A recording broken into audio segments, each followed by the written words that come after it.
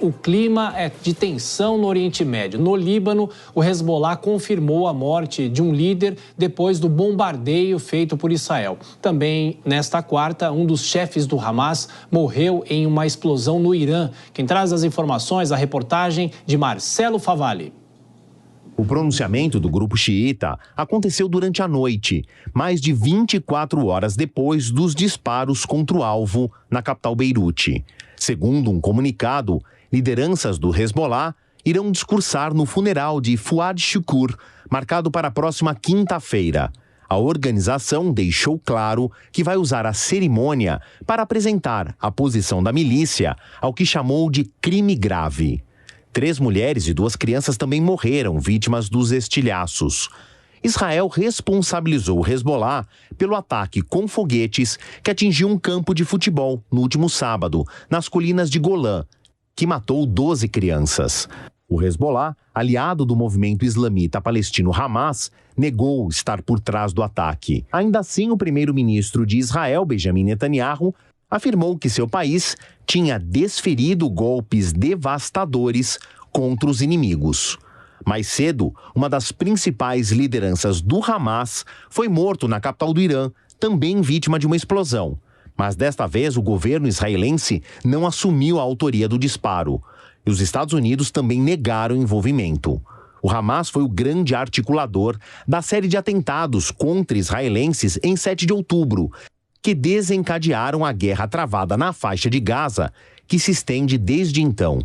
Por meio de um porta-voz, o secretário-geral da ONU, Antônio Guterres, declarou que os ataques a Beirute e Teherã contra líderes dos movimentos xiita Hezbollah e do Hamas representam uma escalada perigosa.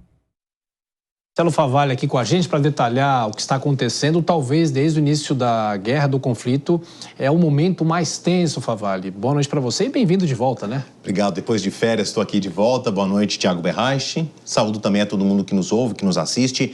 O Antônio Guterres, que é o chefe da ONU, fala de uma perigosa escalada e não é nenhum exagero. Agora a gente também observa um outro componente que já apareceu na nossa cobertura, o Hezbollah, só que houve um ataque à vizinha norte de Israel, o Líbano, principalmente atingindo a capital Beirute. E isso põe muito mais lenha nessa fogueira. Mas vamos olhar para o outro ataque. Este do Hezbollah foi assumido por Israel. O outro, tão importante quanto, e tem o componente, né, foi eliminado o líder do Hamas, um dos líderes do Hamas, que é o grupo terrorista que perpetuou aquele ataque no final do ano passado contra Israel. Este morreu na capital do Irã, Teherã. E aqui começam as especulações. Foi Israel? Bom, seria ali o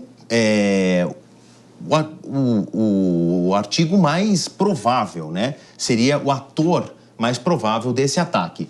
Então a gente faz uma análise de como poderia ter sido feito esse ataque contra a capital Teherã, sendo que Israel e a capital Teherã, Israel e o Irã, têm uma distância, numa linha reta, como se fosse um voo direto, Thiago, de menos de 1.800 quilômetros. Isso para um avião de combate é muita coisa. Então, as hipóteses, caso tenha sido Israel o autor deste ataque, talvez tenha usado um F-35, que é uma excelente máquina de guerra, para esse tipo de operação. Poderia ser útil, mas ele não teria o tempo ou teria autonomia para ir e voltar, porque ele tem uma capacidade de voo limitada, embora voe a praticamente 2.000 km por hora de velocidade, mas tem um problema de autonomia.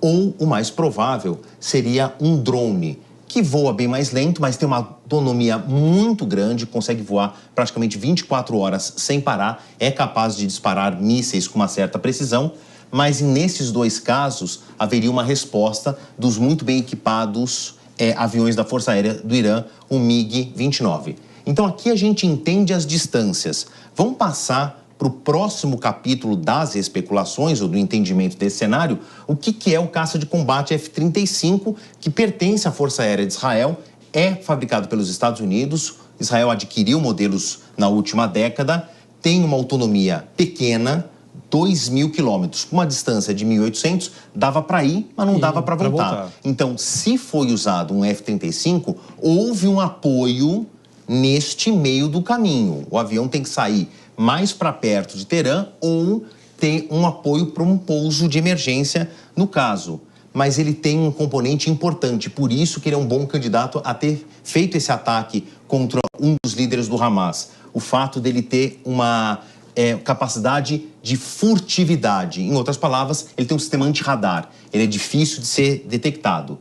O mais provável é um drone do tipo Reaper, que voa por mais de 24 horas, ou pelo menos por 24 horas, sem precisar de abastecimento, voa bem mais devagar, a 480 km por hora, mas é pequeno, então tem uma certa dificuldade de ser identificado por radares e pode voar a baixas altitudes. Se houve ali uma ameaça por ar, o Irã teria a capacidade de responder com os muito bem equipados MiG-29, uma tecnologia russa, cujo Irã tem uma parceria aí pública e notória, tem uma autonomia de 3.000 quilômetros, fica muito mais tempo no ar e voa até um pouco mais rápido que o F-35. A gente teria o chamado dogfight no ar. Não há registros de que isso aconteceu. Então, o mais forte candidato é um drone ou algum tipo de explosão que tenha sido feita por terra mesmo, Thiago. Bom, então, avaliando isso, é só assim que a gente vai ter alguma pista, efetivamente, do que aconteceu. Né? Até alguém se manifestar. O gabinete do primeiro-ministro Benjamin Netanyahu, né, falando em nome do governo de Israel,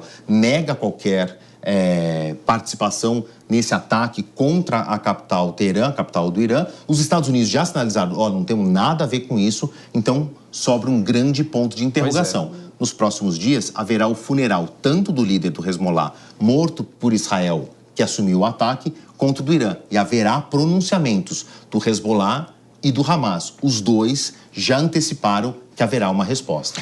Bom, a gente, claro, continua nesse assunto. Favela ainda volta na sessão do Jornal